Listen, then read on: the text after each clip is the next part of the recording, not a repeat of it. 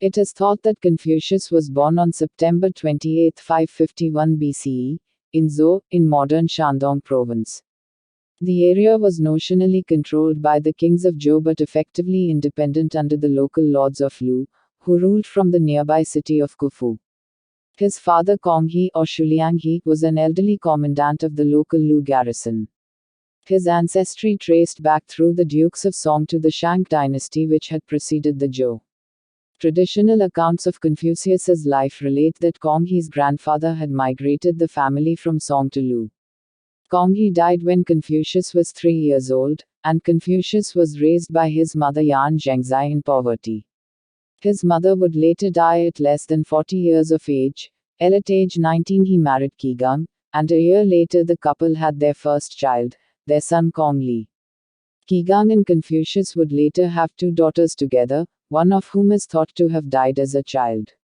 Confucius was educated at schools for commoners, where he studied and learned the 6 arts. Confucius was born into the class of Shi, between the aristocracy and the common people. He is said to have worked in various government jobs during his early 20s, and as a bookkeeper and a caretaker of sheep and horses, using the proceeds to give his mother a proper burial. When his mother died, Confucius, aged 23, is said to have mourned for 3 years, as was the tradition. Political career in Confucius's time, the state of Lu was headed by a ruling ducal house. Under the duke were 3 aristocratic families, whose heads bore the title of Viscount and held hereditary positions in the Lu bureaucracy. The Ji family held the position, minister over the masses, who was also the prime minister. The Meng family held the position, Minister of Works, and the Shu family held the position, Minister of War.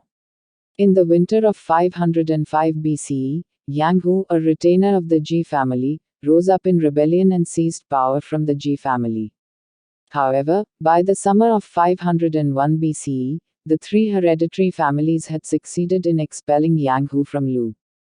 By then, Confucius had built up a considerable reputation through his teachings, while the families came to see the value of proper conduct and righteousness, so they could achieve loyalty to a legitimate government.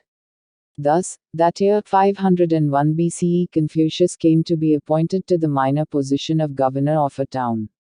Eventually, he rose to the position of minister of crime. Confucius desired to return the authority of the state to the duke by dismantling the fortifications of the city, strongholds belonging to the 3 families. This way, he could establish a centralized government. However, Confucius relied solely on diplomacy as he had no military authority himself. In 500 BCE, Hu Fan, the governor of Hu, revolted against his lord of the Shu family. Although the Meng and Shu families unsuccessfully besieged Hu, a loyalist official rose up with the people of Hu and forced Hu Fan to flee to the Qi state. The situation may have been in favor for Confucius as this likely made it possible for Confucius and his disciples to convince the aristocratic families to dismantle the fortifications of their cities. Eventually, after a year and a half, Confucius and his disciples succeeded in convincing the Shu family to raise the walls of Hu, the Ji family in raising the walls of Bai, and the Meng family in raising the walls of Cheng. First, the Shu family led an army towards their city Hu and tore down its walls in 498 BCE. Soon thereafter, Gongshan Furav, also known as Gongshan Benyu, a retainer of the Ji family, revolted and took control of the forces at Bai. He immediately launched an attack and entered the capital Lu. Earlier, Gongshan had approached Confucius to join him, which Confucius considered as he wanted the opportunity to put his principles into practice, but he gave up on the idea in the end. Confucius disapproved the use of a violent revolution by principle, even though the Ji family dominated the Lu state by force for generations and had exiled the previous duke. Creel 1949 states that, unlike the rebel Yang Hu before him, Gongshan may have sought to destroy the 3 hereditary families and restore the power of the duke. However, Dubs 1946 is of the view that Gongshan was encouraged by Viscount Ji Hun to invade the Lu capital in an attempt to avoid dismantling the Bai fortified walls. Whatever the situation may have been, Gongshan was considered an upright man who continued to defend the state of Lu, even after he was forced to flee. During the revolt by Gongshan, Zhongyu had managed to keep the duke and the three viscounts together at the court. Zhongyu was one of the disciples of Confucius, and Confucius had arranged for him to be given the position of governor by the Ji family. When Confucius heard of the raid, he requested that Viscount Ji Hung allow the duke and his court to retreat to a stronghold on his palace grounds. Thereafter, the heads of the three families and the duke retreated to the Ji's palace complex and ascended the Wuzi terrace. Confucius ordered two officers to lead an assault against the rebels. At least one of the two officers was a retainer of the Ji family, but they were unable to refuse the orders while in the presence of the duke, viscounts, and court. The rebels were pursued and defeated at Jiu. Immediately after the revolt was defeated, the Ji family razed the Bai city walls to the ground. The attackers retreated after realizing that they would have to become rebels against the state and their lord. Through Confucius' actions, the Bai officials had inadvertently revolted against their own lord, thus forcing Viscount Ji Wan's hand in having to dismantle the walls of Bai, as it could have harbored such rebels or confessed to instigating the event by going against proper conduct and righteousness as an official. Dubs 1949 suggests that the incident brought to light Confucius' foresight, practical political ability, and insight into human character. When it was time to dismantle the city walls of the Meng family, the governor was reluctant to have his city walls torn down and convinced the head of the Meng family not to do so. The Zuozhong recalls that the governor advised against razing the walls to the ground as he said that it made Cheng vulnerable to the Qi state and caused the destruction of the Meng family. Even though Viscount Mengzi gave his word not to interfere with an attempt, he went back on his earlier promise to dismantle the walls. Later in 498 BCE, Duke Ding personally went with an army to lay siege to Cheng in an attempt to raze its walls to the ground, but he did not succeed. Thus, Confucius could not achieve the idealistic reforms that he wanted, including restoration of the legitimate rule of the duke. He had made powerful enemies within the state, especially with Viscount Ji Hung, due to his successes so far.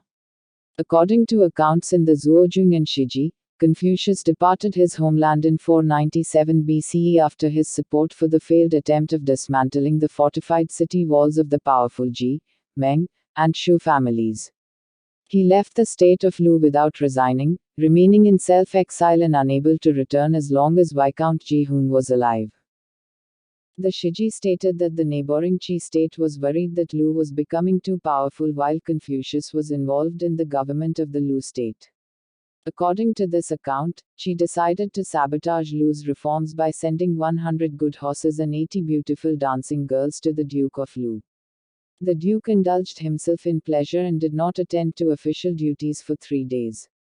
Confucius was disappointed and resolved to leave Lu and seek better opportunities, yet to leave at once would expose the misbehavior of the Duke and therefore bring public humiliation to the ruler Confucius was serving.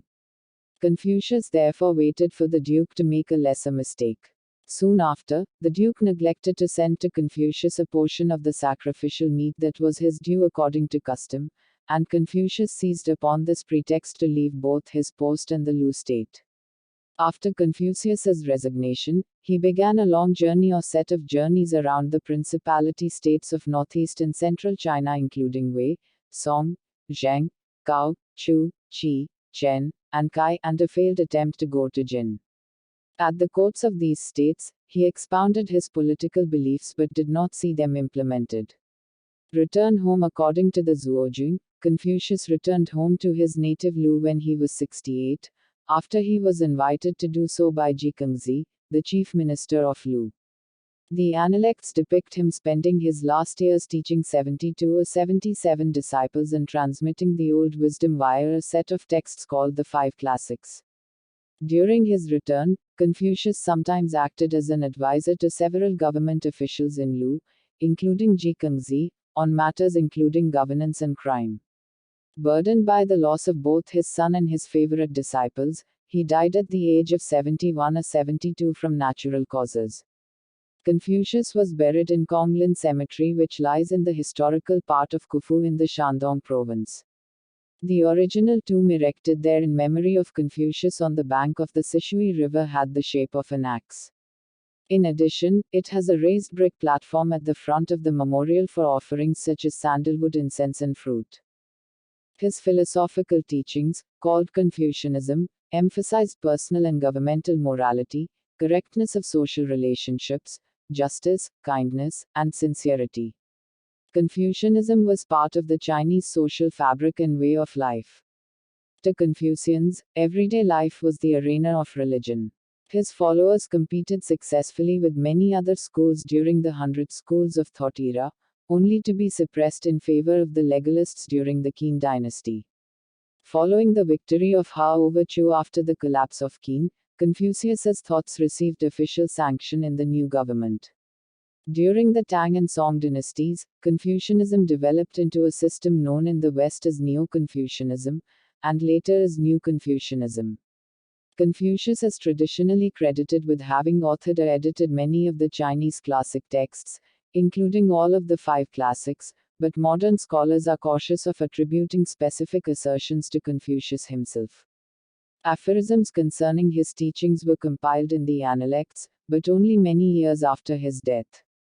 Confucius's principles have commonality with Chinese tradition and belief.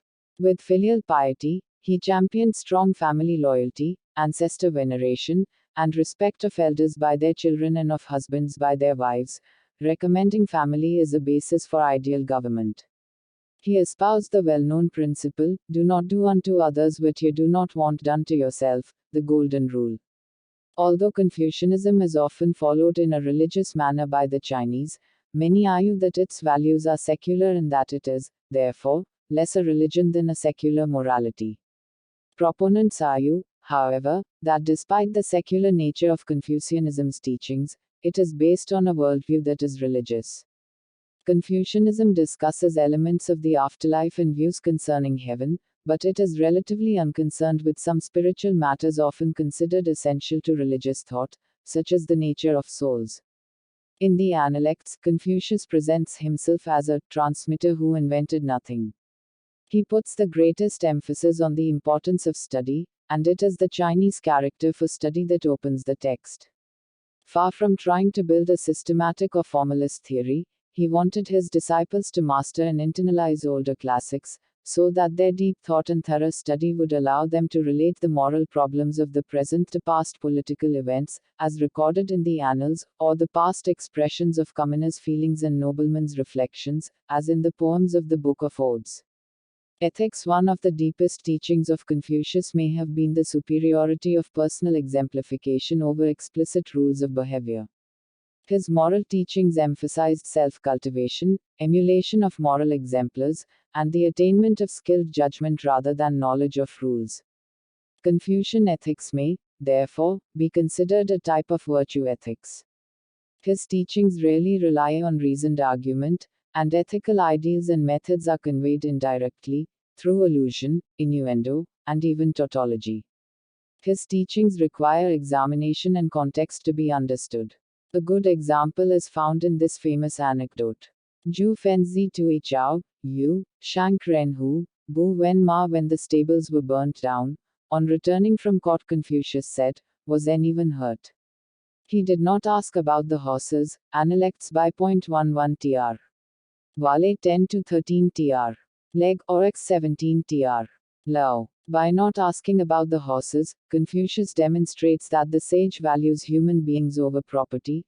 Readers are led to reflect on whether their response would follow Confucius's and to pursue self-improvement if it would not have. Confucius serves not as an all-powerful deity or a universally true set of abstract principles, but rather the ultimate model for others. For these reasons, according to many commentators, Confucius's teachings may be considered a Chinese example of humanism. Notice the implication that animal lives are part of property.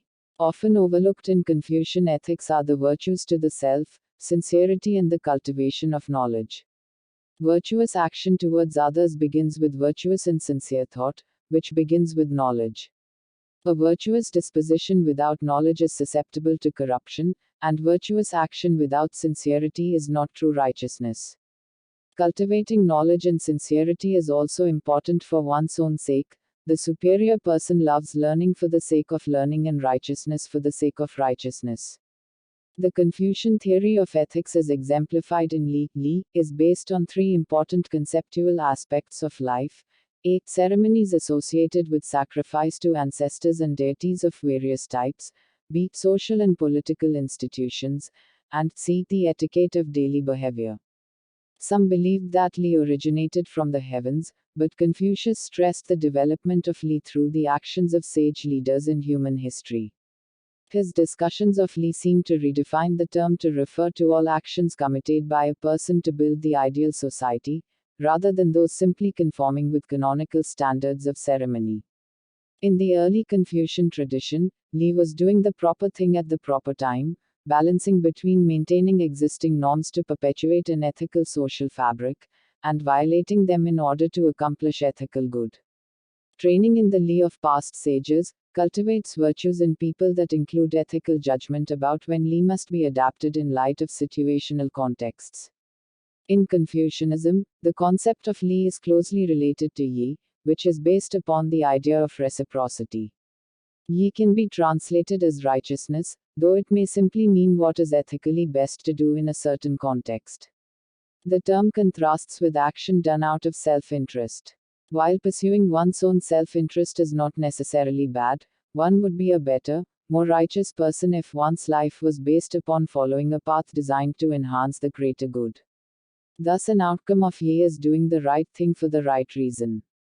Just as action according to Li should be adapted to conform to the aspiration of adhering to Yi, so Yi is linked to the core value of Ren. Ren consists of 5 basic virtues: seriousness, generosity, sincerity, diligence, and kindness. Ren is the virtue of perfectly fulfilling one's responsibilities toward others, most often translated as benevolence, or humaneness. Translator Arthur Wale calls it goodness, with a capital G, and other translations that have been put forth include authoritativeness and selflessness. Confucius's moral system was based upon empathy and understanding others, rather than divinely ordained rules. To develop one's spontaneous responses of Ren so that these could guide action intuitively was even better than living by the rules of Yi. Confucius asserts that virtue is a mean between extremes. For example, the properly generous person gives the right amount, not too much and not too little. Politics. Confucius's political thought is based upon his ethical thought. He argued that the best government is one that rules through rights and people's natural morality, and not by using bribery and coercion. He explained that this is one of the most important analects. If the people be led by laws, and uniformity sought to be given them by punishments, they will try to avoid the punishment, but have no sense of shame. If they be led by virtue, and uniformity sought to be given them by the rules of propriety, they will have the sense of the shame, and moreover will become good.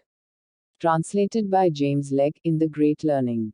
This sense of shame is an internalization of duty, where the punishment precedes the evil action, instead of following it in the form of laws as in legalism. Confucius looked nostalgically upon earlier days, and urged the Chinese, particularly those with political power, to model themselves on earlier examples. In times of division, chaos, and endless wars between feudal states, he wanted to restore the mandate of heaven Tianming, that could unify the world, Tianqia, all under heaven, and bestow peace and prosperity on the people. Because his vision of personal and social perfections was framed as a revival of the ordered society of earlier times, Confucius is often considered a great proponent of conservatism, but a closer look at what he proposes often shows that he used, and perhaps twisted, past institutions and rites to push a new political agenda of his own, a revival of a unified royal state, whose rulers would succeed to power on the basis of their moral merits instead of lineage. These would be rulers devoted to their people, striving for personal and social perfection, and such a ruler would spread his own virtues to the people instead of imposing proper behavior with laws and rules. In the era when the Great Tao was implemented, the world was in fear and everyone elected moral and capable people as their leaders. They emphasized credibility and got along with each other in harmony. Therefore, People not only regard their relatives as relatives but also all people, also not only their sons and daughters as children, so that the elderly can spend their twilight years in peace, the ability of all mature people can be exerted, the young people can grow up health. For people who are widows, loneliness, disability and sick can be taken care of by society. All men have professions, and women all marry at the right time to the right person. For property, people just don't want it to be thrown on the ground in vain, and it doesn't necessarily have to be hidden in their own homes. For work, people are afraid that the things are not done by themselves, but not only gain for themselves. Therefore, there is no market for intrigue matters, and the phenomenon of openly robbing and secretly injuring people has disappeared. Therefore, the door only needs to be brought on from the outside and does not need to be locked. This is called detong. Confucius's teachings were later turned into an elaborate set of rules and practices by his numerous disciples and followers, who organized his teachings into the Analects. Confucius's disciples and his only grandson, Zisi, continued his philosophical school after his death. These efforts spread Confucian ideals to students who then became officials in many of the royal courts in China, thereby giving Confucianism the first wide-scale test of its dogma. Two of Confucius's most famous later followers emphasized radically different aspects of his teachings. In the centuries after his death, Mancius Mengzi and Zanzi both compose important teachings elaborating in different ways on the fundamental ideas associated with Confucius. Mancius, 4th century BCE, articulated the innate goodness in human beings as a source of the ethical intuitions that guide people towards Ren, Yi, and Li, while Zanzi, 3rd century BCE, underscored the realistic and materialistic aspects of Confucian thought, stressing that morality was inculcated in society through tradition and in individuals through training. In time, their writings, together with the Analects and other core texts, came to constitute the philosophical corpus of Confucianism. This realignment in Confucian thought was parallel to the development of legalism, which saw filial piety as self-interest and not a useful tool for a ruler to create an effective state. A disagreement between these two political philosophies came to a head in 223 BCE when the Qin state conquered all of China. Li Si, Prime Minister of the Qin dynasty, convinced Qin Shi Huang to abandon the Confucians' recommendation of awarding fiefs akin to the Zhou dynasty before them, which he saw as being against to the legalist idea of centralizing the state around the ruler. When the Confucian advisors pressed their point, Li Si had many Confucian scholars killed and their books burned, considered a huge blow to the philosophy and Chinese scholarship. Under the succeeding Ha and Tang dynasties, Confucian ideas gained even more widespread prominence. Under Wudi, the works of Confucius were made the official imperial philosophy and required reading for civil service examinations in 140 BCE, which was continued nearly unbroken until the end of the 19th century. As Mohism lost support by the time of the Ha, the main philosophical contenders were legalism, which Confucian thought somewhat absorbed, the teachings of Lozi, whose focus on more spiritual ideas kept it from direct conflict with Confucianism, and the new Buddhist religion, which gained acceptance during the Southern and Northern dynasties era. Both Confucian ideas and Confucian-trained officials were relied upon in the Ming dynasty and even the Yuan dynasty, although Kublai Khan distrusted handing over provincial control to them. During the Song dynasty, the scholar Zhu Xi added ideas from Taoism and Buddhism into Confucianism. In his life, Zhu Xi was largely ignored, but not long after his death, his ideas became the new orthodox view of what Confucian texts actually meant. Modern historians view Zhu Xi as having created something rather different and call his way of thinking Neo-Confucianism. Neo-Confucianism held sway in China, Japan, Korea, and Vietnam until the 19th century. Confucius heavily promoted the use of music with rituals or the rites order. The scholar Li Zehao argued that Confucianism is based on the idea of rites. Rites serve as the starting point for each individual, and that these sacred social functions allow each person's human nature to be harmonious with reality. Given this, Confucius believed that music is the harmonization of heaven and earth, the rites as the order of heaven and earth. Thus, the application of music in rites creates the order that makes it possible for society to prosper. The Confucian approach to music was heavily inspired by the Shijing in the classic of music, which was said to be the sixth Confucian classic until it was lost during the Han dynasty. The Shijing serves as one of the current Confucian classics and is a book on poetry that contains a diversified variety of poems as well as folk songs. Confucius is traditionally ascribed with compiling these classics within his school. In the Analects, Confucius described the importance of the art in the development of society. The master said, "My children, why do you not study the book of poetry? The odes serve to stimulate the mind.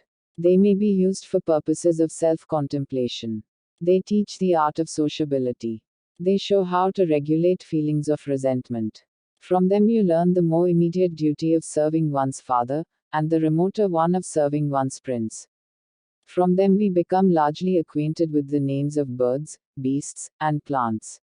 While he supported the idea of government ruling by a virtuous king, his ideas contained a number of elements to limit the power of rulers.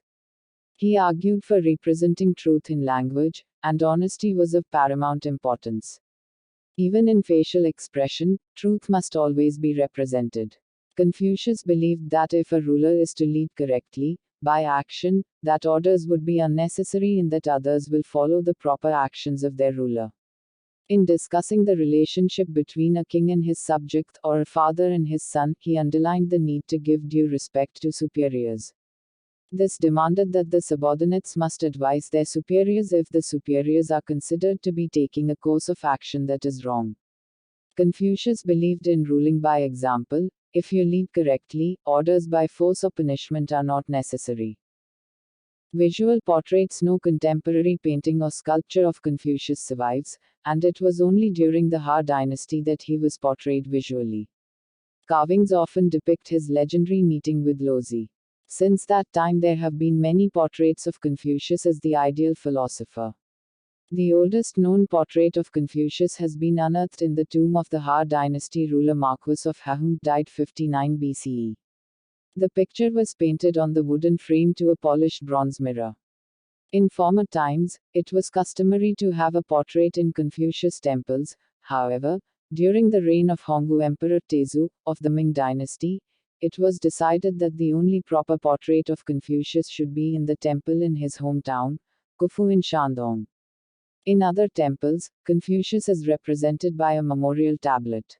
In 2006, the China Confucius Foundation commissioned a standard portrait of Confucius based on the Tang dynasty portrayed by Wu Dozi.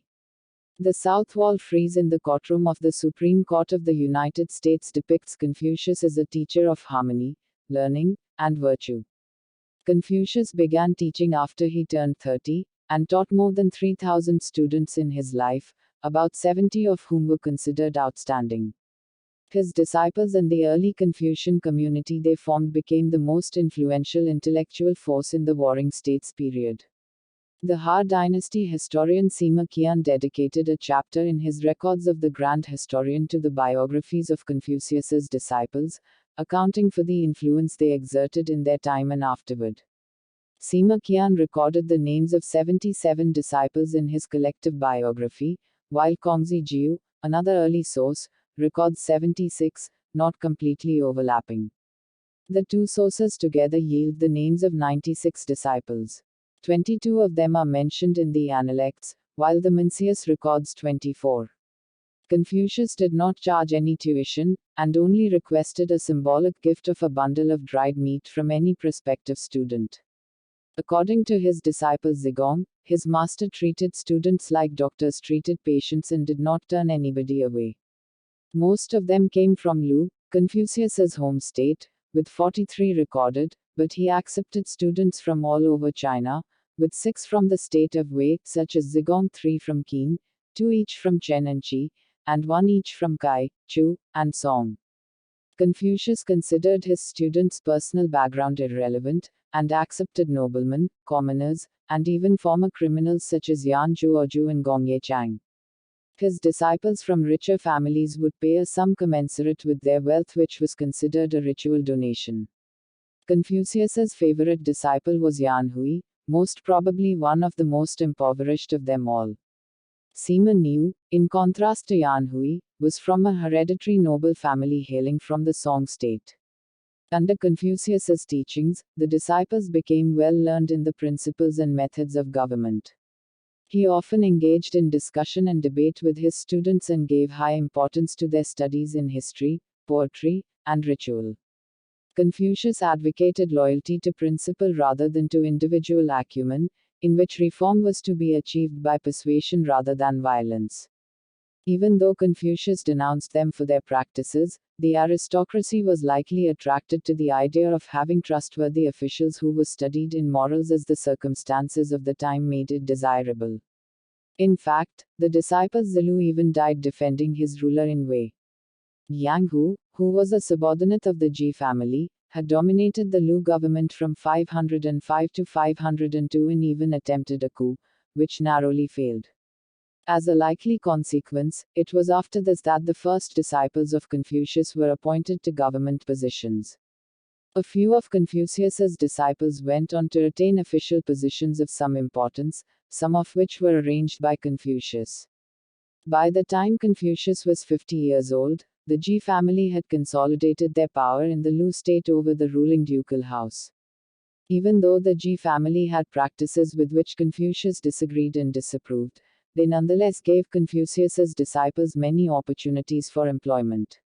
Confucius continued to remind his disciples to stay true to their principles and renounced those who did not, all the while being openly critical of the Ji family. The works of Confucius were first translated into European languages by Jesuit missionaries in the 16th century during the late Ming dynasty. The first known effort was by Michel Ruggieri, who returned to Italy in 1588 and carried on his translations while residing in Salerno. Matteo Ricci started to report on the thoughts of Confucius, and a team of Jesuits, Prospero Intosetta, Philippe Couplet, and two others published a translation of several Confucian works and an overview of Chinese history in Paris in 1687. François Noël, after failing to persuade Clement XI that Chinese veneration of ancestors and Confucius did not constitute idolatry, completed the Confucian canon at Prague in 1711, with more scholarly treatments of the other works and the first translation of the collected works of Mancius. It is thought that such works had considerable importance on European thinkers of the period, particularly among the deists and other philosophical groups of the Enlightenment who were interested by the integration of the system of morality of Confucius into Western civilization. In the modern era, Confucian movements, such as New Confucianism, still exist, but during the Cultural Revolution, Confucianism was frequently attacked by leading figures in the Chinese Communist Party. This was partially a continuation of the condemnations of Confucianism by intellectuals and activists in the early 20th century as a cause of the ethnocentric close-mindedness and refusal of the Qing dynasty to modernize that led to the tragedies that befell China in the 19th century. Confucius's works are studied by scholars in many other Asian countries, particularly those in the Chinese cultural sphere, such as Korea, Japan, and Vietnam. Many of those countries still hold the traditional memorial ceremony every year. Among Tibetans, Confucius is often worshipped as a holy king and master of magic, divination and astrology. Tibetan Buddhists see him as learning divination from the Buddha Manjushri, and that knowledge subsequently reaching Tibet through Princess Wencheng, while Bon practitioners see him as being a reincarnation of Tonpa Shenrab Mivoche, the legendary founder of Bon. The Amaya Muslim community believes Confucius was a divine prophet of God, as were Lao Tzu and other eminent Chinese personages. In modern times, asteroid 7853, Confucius, was named after the Chinese thinker. Because of the huge interest in the Confucius family tree, there was a project in China to test the DNA of known family members of the collateral branches in mainland China. Among other things, this would allow scientists to identify a common Y chromosome in male descendants of Confucius.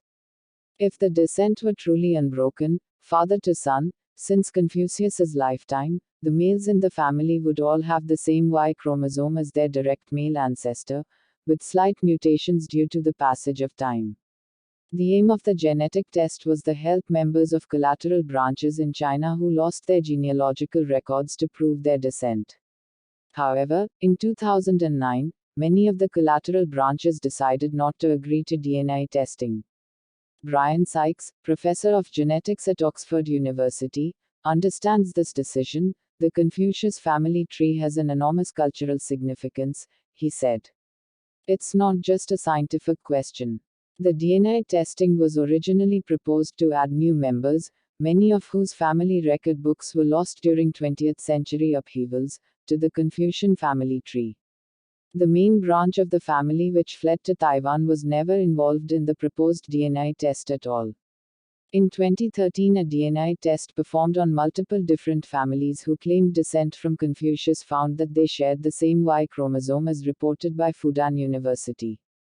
The fifth and most recent edition of the Confucius genealogy was printed by the CGCC. It was unveiled in a ceremony at Khufu on September 24, 2009. Women are now included for the first time. Famous descendants include actors such as Gong Yu, real name Gong Ji Cheol Gongacheol, and Gong Hyo Jin, and artists such as male idol group B1A4 member Gong Chan, real name Gong Chan Sik, singer-songwriter Mengzi, real name Gong Minji, as well as her great-aunt traditional folk dancer Gong Ok Jin. Despite repeated dynastic change in China, the title of Duke Yansheng was bestowed upon successive generations of descendants until it was abolished by the nationalist government in 1935. The last holder of the title, Kung Te Cheng of the 77th generation, was appointed sacrificial official to Confucius. Kung Te Cheng died in October 2008, and his son, Kung Wei Yi, the 78th lineal descendant, had died in 1989. Kung Te Cheng's grandson, Kung Sui Chang, the 79th lineal descendant, was born in 1975. His great-grandson, Kung Yu Zhen, the 80th lineal descendant, was born in Taipei on January 1, 2006. Te Cheng's sister, Kong Dimao, lives in mainland China and has written a book about her experiences growing up at the family estate in Khufu. Another sister, Kong Diki, died as a young woman. Many descendants of Confucius still live in Khufu today. A descendant of Confucius, H. Kung was the premier of the Republic of China.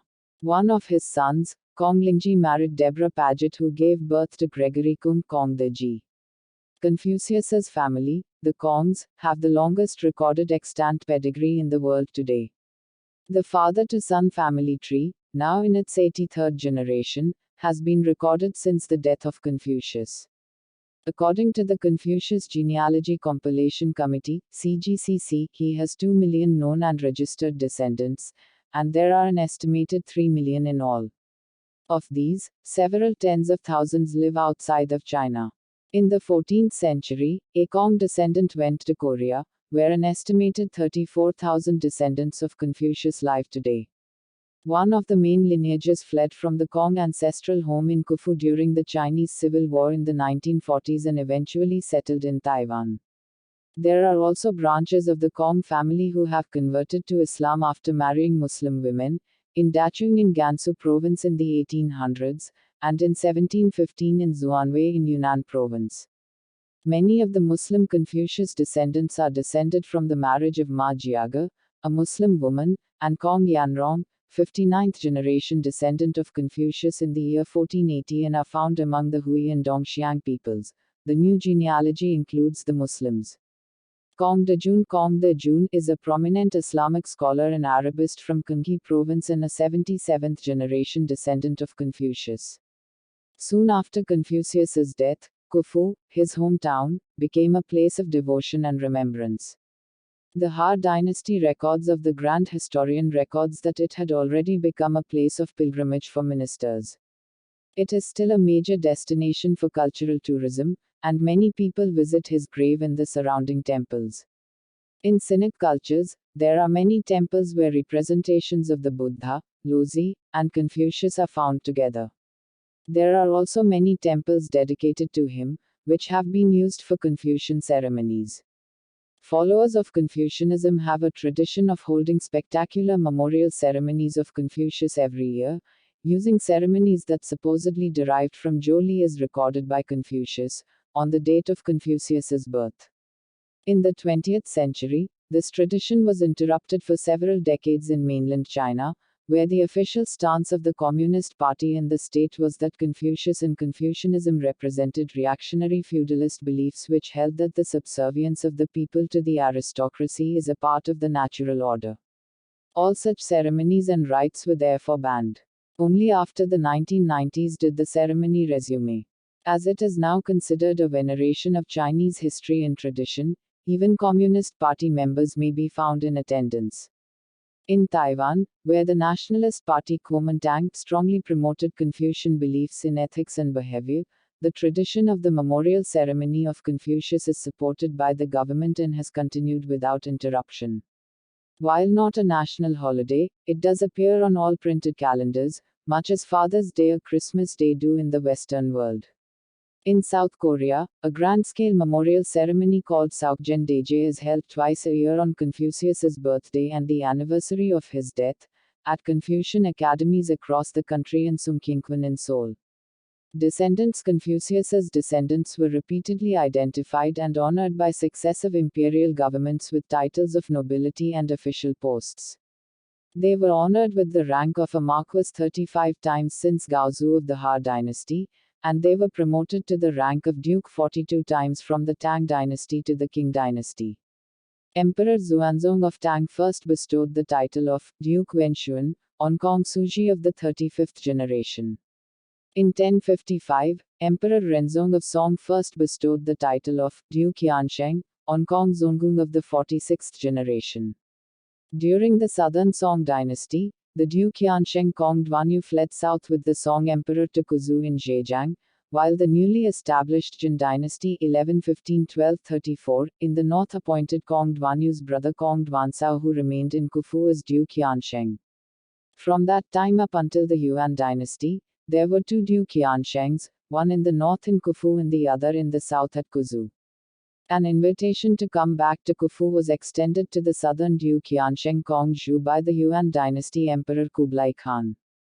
The title was taken away from the southern branch after Kongzhu rejected the invitation, so the northern branch of the family kept the title of Duke Yansheng. The southern branch remained in Kuzu where they live to this day. Confucius's descendants in Kuzu alone number 30,000. The Hanline Academy rank of Wujing Boshi was awarded to the southern branch at Kuzu by a Ming emperor while the northern branch at Kufu held the title Duke Yansheng. The leader of the southern branch is Kong Xiangkai Kong Zhangkai. In 1351, during the reign of Emperor Toghung Temur of the Yuan dynasty, 53rd generation descendant Konghun's second son Kong Xiao moved from China to Korea during the Goryeo dynasty, and was received courteously by Princess Noguk, the Mongolian-born wife of the future King Gongmin. After being naturalized as a Korean citizen, he changed the hanja of his name from to, both pronounced so in Korean 103, married a Korean woman and bore a son, therefore establishing the Chungwan Gong clan, whose ancestral seat was located in Chungwan, South Gyeongsang Province. The clan then received an aristocratic rank during the succeeding Joseon dynasty. In 1794, during the reign of King Zhengzhou, the clan then changed its name to Gokbu Gong clan in honor of Confucius's birthplace Kufu. In honor of